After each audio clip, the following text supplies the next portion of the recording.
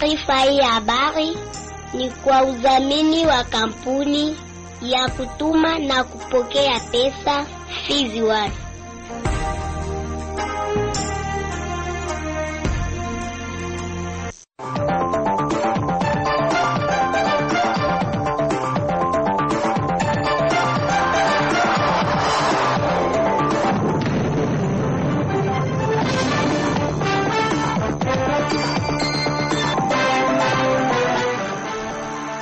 Matumaini yangu ni kwamba umeri wa afya, mpenzi msikilizaji wa redio ya kijamii Kivu, mahali popote ambapo unaendelea kutusikiliza, ni ukaribishe kwa ajili ya kuweza kufuata uchambuzi wetu wa habari katika lugha tukufu la Kiswahili. Uchambuzi ambao unakubigwa na habari muhimu leo hii, ripoti za ripota wetu kutoka sehemu mbalimbali, ukurasa wa habari za michezo pamoja na habari za kitaifa na zile za kimataifa. Izake Murucha Ashibe yuko kwenye dawati la mitambo upande wa pili. Jina langu naitwa Sudi Valentine. Msikilizaji, ni kualike tu kwamba tuna nami mwanzo hadi mwisho kuna uchambuzi wa habari.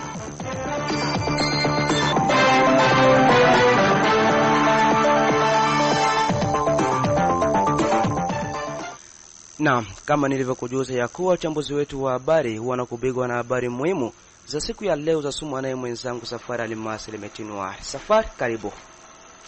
Na kushukuru sana Sudi kwa kunipa fursa hii. Katika habari ambazo ziliweza kugonga mwamba, tutaanzia hapa katika mji wa Baraka. Pesa 260,000 faranga za Kongo, dola 360 za Marekani pamoja na simu mbili, moja Android na nyingine tele ndogo kupelekwa. Hayo ndio matokeo ya kirendo cha uporaji kilichoripotiwa usiku wa kucha Alhamisi ndani ya kata la Kibonjo 3 mjini Baraka. Kwingineko ni kwamba kada wa chama cha kisiasa cha upinzani wa Sampula Republic Moise Katumbi Chapwe ametaja kuwa kumondolea kinga ya useneta rais mstaafu Joseph Kabila Kabange ni hatari na itapelekea mgawanyiko na kuzofisha zaidi umoja wa kiraifa. Na mwishowe Sudi Valentine huko Burundi ambako zimeanzishwa rasmi siku ya pili ya wiki tunayo kampeni za uchaguzi wa wabunge, mariwani, wakuu wa manispaa na mameya. Uchaguzi ambao utafanyika tarehe 5 Juni mwaka huu 2025. Sudi Valentine, bila shaka ninaweka kikomo kwenye habari muhimu. Naam, hivi sasa tuingie kwa undani uchambuzi wetu wa habari, tukianzia na hapa katika mji wa Baraka na taarifa wanaosema kuwa raia wa mji wa Baraka wametoa maoni tofauti kufuatia ujio wa amiri jeshi mkuu pa Uvira, makao makuu kwa muda wa mkoa wa Kivu ya Kusini. Katika pitapita za waandishi habari wa Radio Kivu wamekutana na baadhi ya raia na ambao wametaja kusubiri mambo muhimu kwa ujio wake, hasa kuhakikisha kuona vijiji vinavyomilikiwa na waasi wa M23 vimeokolewa. Au hapa tuwasikilize.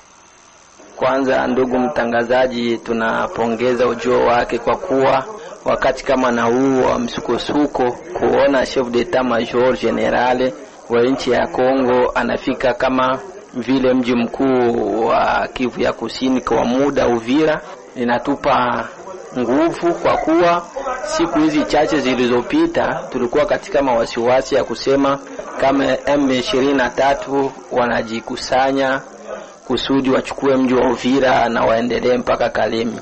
Lakini kufika kwake Uvira tunapata pongezi na kuona tuna nguvu. Tunashukuru sana ujio wake na tunategemea mambo mazuri kwa sababu ujio wake unatupa faraja sana. Kufuatana na ujio wa majeshi wa Kongo kufika pale Uvira, kweli tunaangalia condition de vie ya wale wazalendo na FRDC beneviko kuligne de front, kama itajameliore itakuwa ya mzuri au itakuwa tu mwa ile na kama wanabakia mwa ile systeme yenye walikutaniwa mwayo, manake donc hakuna kia mzuri kena alikuwa kufanya vile kisa nakuya batameliore kitu kama yake nikaonekane ka utafauti na paraporo gisi walikuwa wanaishi, na kama vikukua donc hakuna kena alikuwa kufanya kia mzuri kubali beneviko kuligne de front. Tunashukuru Mungu sana kuona chef d'etat major general alikuya vile ya Uvira, yeye mkubwa wa majeshi yote ya Kongo mzima, aoneshe tofauti zaidi paraporo na bienye ministre wa defense alifanyaka. Tulionaka ministre wa defense alikuyaka akafika akaongea byake, na tukaona difference. Na aujourd'hui tunaona chef d'etat major general anafika, donc tunaona sasa vile tunaona kwa changement na tunapenda tuone changement, hapana kimaneno tuone kimatendo. Sina mingi ya kuongea, furaha yetu presence yake Uvira arrange kila kitu pour que Bukavu iko récupérer, Goma iko récupérer pointre. Hatuna vya mingi, ni ile tu ndio besoin yetu. Si tunamtakia ujio mwema pale Uvira na tunangoja kwake action ya kulibere nyingine nyinyi shakamatika. Isikuwe hiyo sio mara ya kwanza kufika kwao pale. Tulishaona wengi sana wanakuja, wanapita na lakini hakuna liberation. Wakati kwanza tunaamilia kujio wake, tutapaswa kuwa tena reprise strategique. Antuka kama nafuata kabisa asema tupigane na adote ba wazalendo. Sababu tunaona wazalendo, tunawaona disi wako na vitu wanavala, inaonekana kama ni watu wavuka wangali wanatoka mpori. Na wakati wanaisha kuwa na guvernema kazi moja, awadote chakula, masase, hao peka wanaweza kujipiganisha. Baraka pia pesa 360 dola za Marekani 1215 za makongomani, simu mbili, moja aina ya Tecno na ndogo ya Itel kupelekwa. Hayo ndio matokeo ya kitendo cha uporaji kilichoripotiwa usiku wa kucha Alhamisi hii ndani ya kata la Kibonjo ya 3 mjini Baraka. Katika mazungumzo na Radio Kivu, mwanga wa tukio hilo Bwana Rashid bin Omar Yamperere amesema kuwa ilikuwa mida ya saa 7 za usiku ndipo mke wake alitoka na kutaka kujisaidia haja ndogo. Ghafla alikuta nguo za mmewe pamoja na vitu mbalimbali vimetupwa sebuleni. Ni baada ya uchunguzi ndipo wamegundua wizi huo, huku milango pamoja na madirisha vikiwa wazi kama anavyoeleza. Ilikuwa mida saa 4 za usiku tukalala. Ilipotimu saa 7 za usiku bibi yangu akapenda atoke, yeye mkutoka kuchumba akaenda kusalo, akakutana mlango iko wazi na manguo zangu ziko kusalo. Kisha akanilamusha, nikalamuka kukuta vitu vyote kupale kusalo. Ikabidi niangalie ile suruali mko mpesa, nyinyi najua suruali fulani mko pesa, kukutana na pesa zote aziko. Sakame yake naye kuangalia sakame yake mko pesa na sakame na pesa zilienda. Tukaangalia telefoni zake mbili, ye za madame, hiyo Android na hiyo Itel ziko za madame, na hizo zilienda. Yaani kifupi ni telefoni mbili na pesa 215 ya Kongomani na pesa 316 ya Marekani ndio ilienda mwezo saa. Hawakuvunja mlango, lakini tuliona walipitia kudirisha. Mkutoka ndio walitokeza kwa mlango. Wajirani walisikia tu kelele tu, madame anaanza lalamika naibiwa. Kisha wajirani wakakuja, watupatia tu pole vile. Asubuhi ndio tukaarifu nyumba 10, yani wa chef d'avenue, wakapata hizo information, wakacha wakatupatia pole vya vile tu. Unajua bwana mtangazaji, kuna watu fulani wanapita utaona anapita na wasalimu jambo haikuwa karti, lakini wote wazi sasa moja huyu mtu ananijua labda mimi simjui, na kumbe ni mtu mbaya, mwalifu incivike kwa. Lakini kwa ngambo yetu wale watu hatukowaona na tuwajui. Tukijielekeza huko Kasaba kwenye sekta ya Nganja tarafani Fizi, ni kwamba muungano wa wabunge wachaguliwa wa tarafa ya Fizi kwenye ngazi ya kitaifa umepokelewa Alhamisi hii na spika wa bunge la taifa Mheshimiwa Vital Kamerhe kufuatia swala la utetezi wa wahanga wa mafuriko yaliyoripotiwa katika kijiji cha Kasaba siku chache zilizopita. Mara tu walipowasili kwenye ofisi yake, wabunge hao walieleza lengo lao la kumtaka spika huyo kuingilia kati swala la kutoa msaada kwa wahanga wa mafuriko hayo. Wakiwa pamoja na spika wa bunge Mheshimiwa Vital Kamerhe amemuita waziri mkuu ambaye kwa upande wake alihakikisha kuwa tayari kumeundwa tume toka serikali kuu ya Kinshasa ili kwenda kujionea hali halisi ya kutoa msaada kwa wahanga wa mafuriko hayo. Umehakikisha muungano huo unaoundwa na wabunge 4 akiwemo Mheshimiwa Nyamanjoku Shigwela Obed, Mheshimiwa Chakubuta Mfaume Teyash, Mheshimiwa Basoshi Ubete Ufile pamoja naye Mheshimiwa Msenyibwa Pele Janvier. Tukitoka katika kijiji cha Kasaba tujelekeze hapo katika mmoja jirani wa Uvira, ni kwamba kujadili kwa pamoja juu ya kujua chanzo cha milio ya risasi kusikika kila mara ndani ya mmoja jirani wa Uvira na mengine ndio ilikuwa lengo kwa mkutano wa usalama ulioandaliwa na meya ya Uvira mwanzoni wa wiki tunayo. Kwake Andre Biadunia Mashaka, mmoja kati ya malida wa jimbo la Kivu ya Kusini, ameonyesha kuwa kupitia kikao hicho ambacho yeye pia ameshiriki ilikuwa fursa kwa walikuwa kuchotana vidole ili kukemea vitendo vya kupiga risasi ovyo ovyo mjini Uvira. tulikuwa na mkutano ambayo umeitwa na maire de la ville faisant interim hapa, na tulifanyia ku secteur opérationnel Sukola de Sud Kivu. Balikuwa wameita ma communauté, ma president ma communauté, na pale niliona Bafuliru, Babembe, Banyindu, Bavira, ndio communauté niliona zilikuwa present, Shukuru na Bashi. Na kwenye mazungumzo ilikuwa ni kesi ya kuongelea kwa nini masasi kuna lialia ndani ya mji hapa. Masasi inakuwa mingi na kwa kila mara masasi. Ifodere kutafuta kinini kabisa kinakuwa kisa. Na après décryptage ya nani tulikutana kwamba ni incompréhension entre quelques éléments FRDC na wazalendo, kwa sababu sisi kama raia tumelaumu commandant secteur kama communication wakati anataka kudeployer basoda ma position haiko nafanya communication interactive na washefu wa wazalendo. Naye akatuambia kwamba iko naifanya peut-être ku niveau ya communication ya wazalendo ndo haiko nakuwa interactive kwa kuambia matrupe zao ziko kuma position fulani parce que objectif pour le commandant secteur selon yeye anasema il faut a déployer kumilima yote par peur que ennemi naweza kuya kuteremka kwa mwingine. Akaturasire kwamba ile eneo yote kwa kadri yote imefungwa, hakuna kwenye ennemi naweza kupita. Peut-être akina njia na kusema akina njia afike Uvira, manake labda itakuwa ni mambo mengine hategemei kama adui anaweza fika univo ya Uvira. Donc ameturasire kwamba ile masasi inapaswa kuisha, na wazalendo wakati wanapata information que FARDC ko déployer ni bandugu. Alisema kama yeye ndio commandant secteur, yani yeye ndio commandant wa ni bazalendo ni FARDC ni sisi population. Habana ya intérêt ya kupigana kati yao, mais bien au contraire bako na intérêt ya kutumika pamoja pour que ennemi asije infiltrer. Aiza kuhusu swala la wanawake kupigwa viboko juu ya kuvaa suruali na mengine, Andre Biadonia Mashaka ametoa mwangaza. Na tulimuinformer séance tenante kama kuko mateni ambazo tuliona FARDC nazivala mwai 4-5 jours et que les mêmes tenues tuliziona depuis yenye formation ya bale ba M23 inaisha kule Rumangabo malikuwa wanazivala kutoka formation. Alors on ne comprend pas comment est-ce que même tenue yenye ba M23 wanavala il y a 3 semaines FARDC nazike kuzivala jana au kesho yake hapa au kesho au na jana na juzi.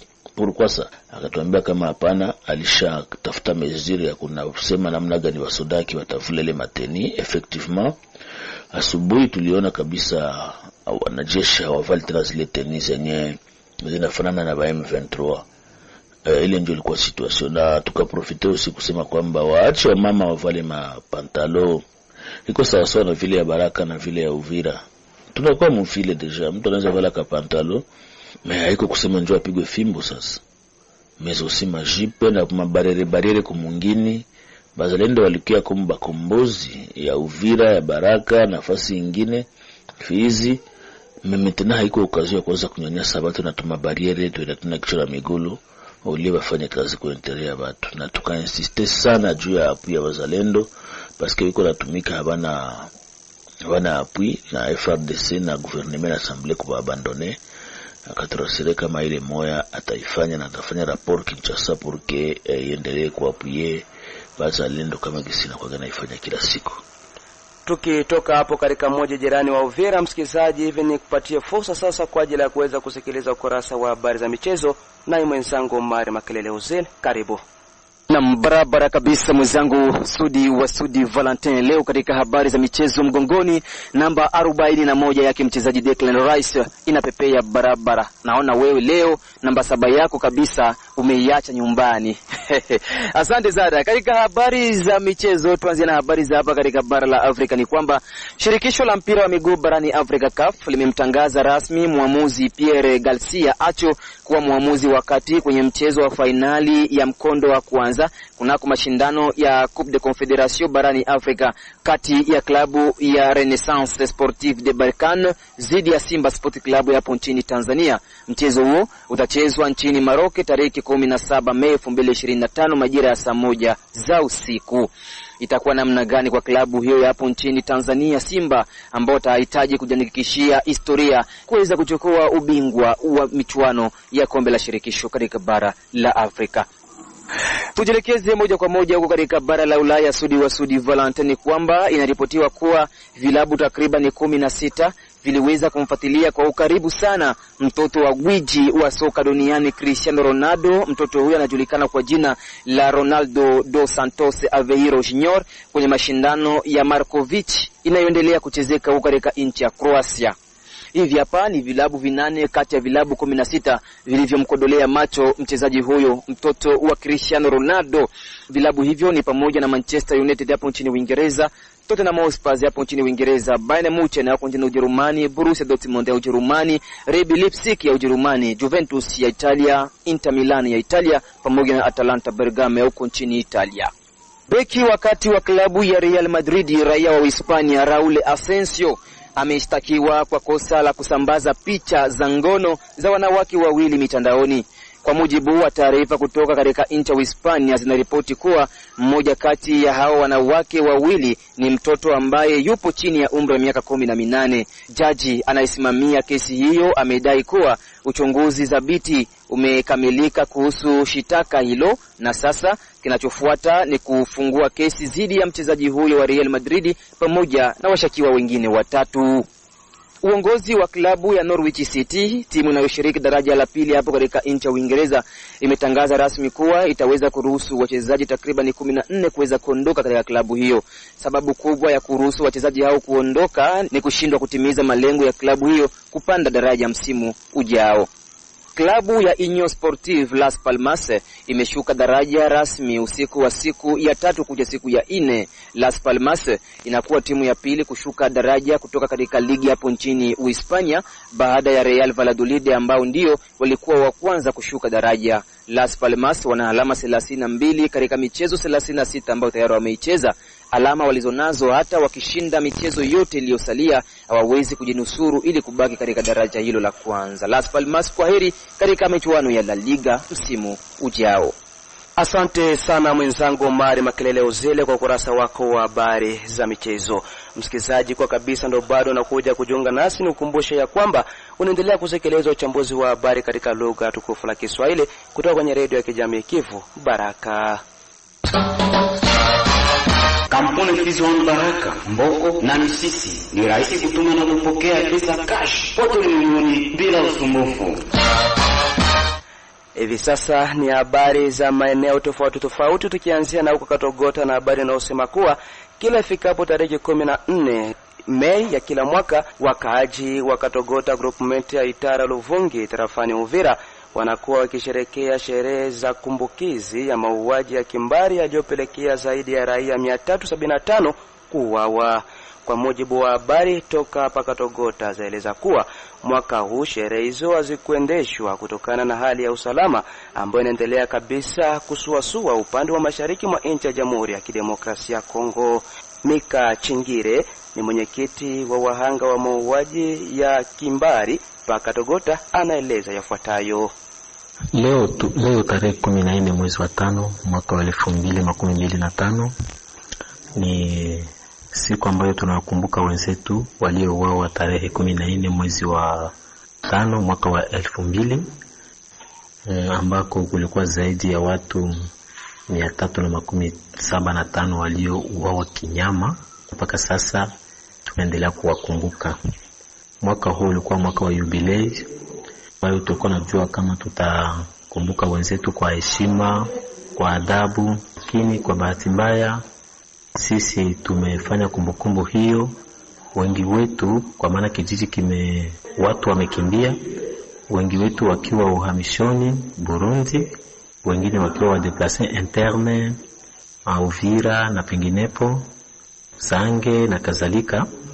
Siku hiyo tumepita vile tukimedite, tukiomba Mungu, lakini hatutaacha kulalamika ya kwamba mahakama ifanyike, sheria ipate mkondo wake, kwa maana bila mahakama kufanyika vitendo vya uhalifu vitaendelea. Ndio maana tungaliomba community international yangalie namna gani inaweza kusimika mahakama ya kimataifa kwa ajili ya nchi yetu ambayo inaitwa TPIRDC, kama gisi walivyofanya kwa ajili ya Rwanda na kwa ajili ya Yugoslavia na zingine mataifa ambazo zimekumbwa na mauaji ya kimbari katika dunia. Huko Moba ni kwamba hali ya usalama imerejea kuwa tulivu katika kijiji cha Kansabala kipatikanacho kwenye umbali wa kilomita 30 kaskazini magharibi mwa Moba kati, baada ya vurugu iliyoripotiwa kati ya wanamgambo Mai Mai na vyombo vya usalama maeneo hayo. Nini sababu ya vurugu hiyo? Isidore Kashulwe ni mwanaripota wetu kutoka Moba, ametuandalia ripoti ifuatayo. Mwanamgambo wa kujani ambao amekuwa amedhulumiwa baada ya kushikwa akiwa amevalia sare ya Pentagoni na kidhurura katika mitaa ya kitongoji cha Kirungu wiki iliyopita ameachiliwa huru siku ya Jumanne Mei 13 mwaka 2025, imethibitisha duru ya serikali. Mwanamgambo huyo ameachiliwa huru baada ya wanamgambo wengi kujihami kuweka vizuizi kwenye njia tofauti ya Maseba ndani mwa udongo wa Mwindi ya Kansabala kwenye kilomita yapata 30 kaskazini magharibi mwa tarafa ya Moba toka siku ya Jumanne Mei 13 hadi Jumatano Mei 14. Kitendo ambacho kimelaumiwa vikali na watu wa kupita ambao wamekuwa wameshikiliwa na kulazimishwa kulipa kiasi cha fedha 2,000 kwa kupita na kinga na miguu na nusu mazao ya mashamba kwa wakulima na vitu vingine muhimu kwa watu wanaofanya biashara. Wanabodaboda 58 ambao wamekuwa wameshikiliwa tangu saa 8 Jumanne Mei 13 wameruhusiwa kupita asubuhi saa 3 siku ya Jumatano Mei 14 na kulazimishwa kulipa kiasi cha fedha 5,000 kwa kila mwanabodaboda, kama mmoja alivyoshuhudia kwenye vyombo vya habari, na kuitaka serikali kuchukua hatua madhubuti dhidi ya vitendo hivyo walivyosema ni vya unyanyasaji na ukiukwaji wa haki ya binadamu ambao raia wasio na hatia ndo waanga. Ilikuwa ni Maseba Kanwa Ngufu na Kansambala bakano nuko baliweka barriere saba tu walikuwa wanaenda kunyia kule ile mwanya naenda na yinyia ni kutoka hakuna, ikakuwa ni fujo pale kafujo mtaalamu ambao anapita hapa anaacha sengi mile ndio anapita ndio angalia itasenga mtimo hapo pale yeye wana kama pale wao wanasema kinene ni kuhusu ndugu yao ile aliyofungwa hiyo tukamata jana na tunatoka leo mawiki senga mtimo to tunalomba leta yende iongee na bugia wale ndugu yetu bashushe vile vyao wenyewe wanatembeao mwingine wa kwetu yetu kama unakuwa fasi ya fundiwa ndio fafu kana wao fafu si wa raia wa kufanya njia ile ni mambo mbaya ile si kwa mtori hakuna na kwa nasibe wanda kutafuta maisha kule tatu mgae kama unatokea jite faba ndio fuata leta yenyewe wanaenda kuongea sio kuanza kufunga mabariere na wadi nyingine tena. Wanamgambo wa kujihami wameweka vizuizi hivyo kudai kuachiliwa huru mmoja wao aliyekuwa amezuiliwa na ambaye tayari amekwisha kuachiliwa huru. Duru nyingi zinasema wanamgambo hao wamevunja vizuizi vyao kabla mchana kati siku ya Jumatano Mei 14 na watu wamerudi kuanza kutembea bila shida yoyote katika eneo hilo. Nitafahamu kama viongozi wa diwani kupitia tangazo la serikali imepiga marufuku raia kuvaa sare ya Pentagoni ama kufanana na sare ya kijeshi kwa kipindi hiki ambapo mashariki mwa Jamhuri ya Kidemokrasia ya Kongo inakabiliwa na vita kati ya serikali na watu wa M23 AFC wanaunga mkono na Rwanda. Kiripoti kutoka Moba, Isidore Kashulwe, Radio Kivu. Hapo Kalemi ni kwamba waandishi wa vyombo vya habari wa katika mji wa Kalemi Moba jimboni Tanganyika na wa katika mji wa Uvira jimboni Kivu ya Kusini wameanza mafunzo tangu siku ya 3 ya wiki tunayo hapo Kalemi, huku wakijifunza kuhusu swala la kuchunguza kwa umakini habari kabla ya kuitangaza. Olombwe Dide Doctor, wewe ni mwanaripoti wa Radio ya Kijamii Kivu hapo Kalemi, tuambie hapo namna gani mafunzo hayo. Ni kikao kinachokuwa naandaliwa kwa muda wa siku 4 ndani ya Hotel Victoria Palace hapa Kalemi na Foundation Rondelle nchini Jamhuri ya Kidemokrasia ya Kongo. Kwa muda wa siku hii ya kwanza, matungo yakihusu masuala ya shule kuhusu habari ya uongo, wingi wa habari zinazokuwa nasambazwa, hata vile fact checking pamoja na maekta wanaokuwa nahusika kabisa na masuala ya kusambaza habari ya uongo ilikuwa anazungumziwa kwenye kikao kama na hichi. Lengo la kikao hiki kufuatana naye Danges Luia, mtangazaji mtaalamu kwenye masuala ya fact checking na ikiwa vile mhusika na uchunguzi wa takwimu ya habari kwenye kitengo hiki cha Foundation Rondelle Jamhuri ya Kidemokrasia ya Kongo, akiwa mkufunzi vile wa kikao hiki kutokea huko Kinshasa, anakuwa anaeleza kwamba inakuwa ni ile kuwapatia waandishi wa vyombo vya habari maelezo mbalimbali kuhusu nukta kama na hizi ili kuwasaidia kabisa kupiganisha masuala ya usambazaji wa habari feki katika aina yote ile pale wanapokuwa katika utendaji wa kazi yao, na hiyo ni kwa manufaa ya raia. Matungo mbalimbali ikihusu utata wa usambazaji wa habari hafifu nchini Jamhuri ya Kidemokrasia ya Kongo, umuhimu wa kuchunguza habari na hata vile vile namna gani kufikia kugundua habari ambayo inakuwa inatengenezwa na akili ya vyombo ama intelligence artificielle, pamoja vile vile na manukta muhimu ikihusu hali ya utata wa kiutu, kazi na jukumu ya vyombo vya habari pamoja na waandishi wa habari na mengine mengi. Ni hayo yanakuwa vile vile napangiwa kwenye agenda ya kikao kama na hiki. Kikao hiki tujulishe kwamba kinakuwa naambatana na mradi kufikia kupata habari ya uhakika, muhimu na kamili na yenye mshikamano kuhusu hali ya kiutu pamoja na usalama nchini Jamhuri ya Kidemokrasia ya Kongo DRC. Mradi kama na huu unakuwa unafanyikishwa nchini Jamhuri ya Kidemokrasia ya Kongo na Foundation Hirondelle DRC. Nikiripoti kutoka Kalemi kwa niaba ya Radio Kivu, Olombwe Didier Doctor. Tukiachana nawe mwenzetu wa huko Kalemi Olombwe Didier Doctor, hivi sasa tuangazie kunako ukurasa wa habari za kitaifa. Ni kwamba kada wa chama cha kisiasa cha upinzani Ensemble pour la République Moise Katumbi Chapwe ametaja kuwa kumwondelea kinga ya useneta Rais Mustafa Joseph Kabila Kabange ni hatari na itapelekea mgawanyiko na kuzoofisha zaidi umoja wa kitaifa. Safari Alimasi limetinwa na undani wa taarifa hii.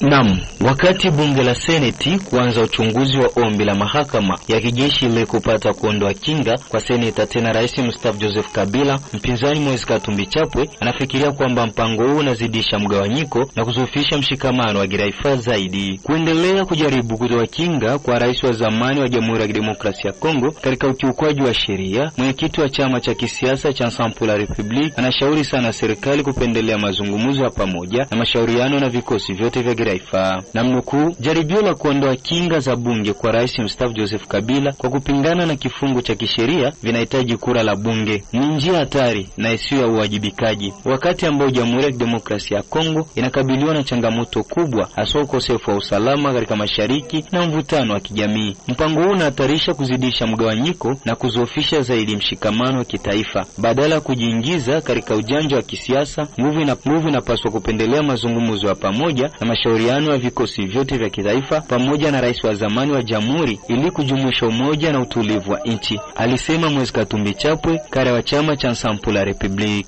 Ninalaani hali hii ya kwenda kinyume na sheria kwa sababu zinazoongozwa na kusuluhisha kwa kupata faida ya jumla. Amani na mshikamano wa kitaifa muhimu kwa kukabiliana na changamoto za sasa haziwezi kuparikana na vitendo ambavyo vinaleta mtafaruko kwenye demokrasia, aliongeza kusemayo Moise Katumbi Chapwe. Kwa kuongezea, Moise Katumbi Chapwe amemtaka mkuu wa nchi Rais Felix Antoine Tshisekedi kufanya mazungumzo na mtangulizi wake. Ninahimiza Rais Felix Antoine Tshisekedi kukomesha hali hii na kufungua mazungumzo ya dhati na mtangulizi wake Joseph Kabila na pia wadau wote ili kuendeleza umoja wa kitaifa na kujibu matarajio ya kina ya watu wa Kongo kwa amani na maendeleo, halitimisha hayo. Kulingana na serikali ya Kongo, rais wa zamani wa jamhuri Joseph Kabila Kabange anashtakiwa kama seneta kwa madai ya usaliti, uhalifu wa kivita na uhalifu dhidi ya ubinadamu kuhusiana na vurugu mashariki mwa nchi. Waziri wa sheria aliamsha ushahidi wa juu unaomhusu Joseph Kabila katika kile Kinshasa inaelezea kama ushiriki wa moja kwa moja katika shambulio lililoongozwa na Rwanda kutia harakati za kigaidi za AFC M23. Ni hayo kama habari za kitaifa kwa siku ya leo. Mwenzangu Suri Valentin. Na katika habari za kimataifa, hapo katika nchi jirani ya Burundi zimeanzishwa rasmi siku ya pili ya wiki tunayo kampeni za uchaguzi wa wabunge, madiwani, wakuu wa manispa na mamea, uchaguzi ambao utafanyika tarehe 5 Juni mwaka 2025. Bukur Elias Daniel ni mwanaripoti wa Radio Kijamii Kivu ambaye anapatikana hapo Bujumbura nchini Burundi, anakamilisha ripoti hii. Chama kilichopo madarakani nchini Burundi cha CNDD-FDD kilifungua kampeni zake huko Gakere katika wilaya ya zamani ya Kiremba katika mkoa wa zamani wa Ngozi, sasa ukiwa umejumuishwa katika mkoa wa Butanyerera. Viongozi wa serikali akiwemo Rais Evariste Ndayishimiye walihudhuria hafla hiyo, ambapo kwa upande wa chama hicho kimeahidi kujikita zaidi katika kilimo na kuimarisha sekta ya madini ambayo ina umuhimu zaidi katika maendeleo ya nchi ya Burundi. Iruhande y'uburimyi n'ubworozi, igisata c'ubutare n'amasoko ntanganguvu kirahambaye mu iterambere y'igihugu. Uburundi buherutse kubura ibirombwe vy'ubutare. Mbali ya kilimo na ufugaji, sekta ya madini ni kitu muhimu katika maendeleo ya nchi. Burundi imegundua madini mbalimbali hivi karibuni ambayo baadhi yalikuwa yamefichwa na wakoloni, mengine na viongozi waliotutangulia. Na hiyo inaonyesha ni jinsi gani Burundi ilivyo na utajiri wa kutosha ambao unaweza kusababisha nchi ya Burundi iweze kuendelea kiuchumi. Serikali ya Burundi kupitia CNDD-FDD ilifanya mabadiliko ya sheria kuhusiana na sekta ya madini ili wizi uliokuwa umekithiri katika sekta hiyo uweze kukomeshwa. Madini hayawezi kuleta faida yoyote kwa nchi endapo yatachimbwa na kuchakatwa nchini kwetu. Na kwa upande mwingine, Warundi wanafanya biashara iwe ndani na nje ya nchi. Kuanzisha kwa benki za vijana na wanawake itasaidia katika kupata mikopo bila usumbufu wote, bila kutoa riba kubwa, ili waweze kufanya biashara. Pia benki zitaungwa mkono ili wananchi waweze kupata mikopo kwa urahisi bila kupata changamoto yoyote. Na tunakwenda kuunga mkono wawekezaji katika sekta ya viwanda, ambapo serikali pia imeshaanzisha mikakati yake katika kufanya marekebisho ya barabara nchini, hasa zinazounganisha mikoa pamoja na vijiji, ili iwe rahisi kufanya uwekezaji katika viwanda. Mradi wa ujenzi wa reli ya kisasa inayounganisha Burundi, Tanzania na Kongo umefikia pia kwenye hatua nzuri. Mradi huo utakuwa ni jibu la kudumu katika kufanya biashara kimataifa. Tanzania na Kongo iharanira demokrasi ugeze ku ntambwe ishimishije. Uwo mugambi nawe nyene ukazoba inyishu irama mu gufasha mu rudandazwa mpuzamakungu. Wiki iliyopita huko Gitega, Rais Evariste Ndayishimiye aliandaa mkutano kwa wagombea wote ili kuonyesha kuwa hawakwenda kwenye uchaguzi kugombea mbele ya wananchi, bali kuwaeleza mipango ili wajichagulie wenyewe. Chama hicho kilitangaza kwa ni furaha kwanza katika eneo alilozaliwa kiongozi wa zamani wa Senate Agathon Rwasa, kwa sababu alikuwa wakipata kura chache huko, na sasa wamebadili mawazo ili mtu yote asiweze kupiga kura upinzani. Kuanzia kampeni pia katika mkoa wa Butanyerera ni kwa ajili ya kumwenzi hayati Rais Pierre Nkurunziza aliyezaliwa katika mkoa huo. Ni kiripoti kwa niaba ya Radio Kivu Baraka kutoka nchini Burundi, Bukuru Elias Danieli. Asante sana mwenzetu Bukur Elias Daniel kwa ripoti yako hiyo kabisa. Ndipo naweka nukta kunako uchambuzi wetu wa habari katika lugha tukufu la Kiswahili kwa siku ya leo. Nikushukuru wewe mpenzi msikilizaji uliyenitegea sikio mwanzo hadi mwisho kunako uchambuzi wa habari. Vile vile nimshukuru mwenzangu Isaac Molocha Ashibea ambaye alikuwa kwenye dawati la mitambo upande wa pili. Jina langu naitwa Sudi Valentine, msomaji wako wa siku. Msikilizaji, nakutakia kila laheri. Bye bye.